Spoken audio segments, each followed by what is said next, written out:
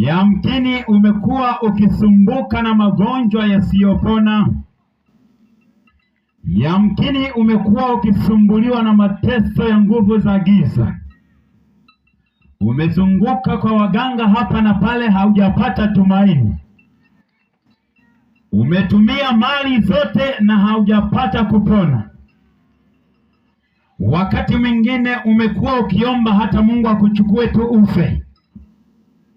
Lakini tunayo habari njema ya kwamba hayo maombi umekuwa ukiomba ufe hayatapata kibali mbele za Mungu, kwa sababu Mungu yeye anasema kwamba hautakufa, bali amekuweka ili utangaze habari njema. Haleluya!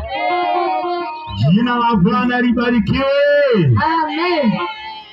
Usikae na mzigo unaokutesa mpendwa.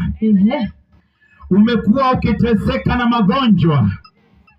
Umekuwa ukiteseka kila mwaka, ukilima unaishia kuvuna debe moja. Wachawi wanavuna mazao yako. Lakini siku ya leo yupo Yesu ametutembelea katika mji wa mahali hapa.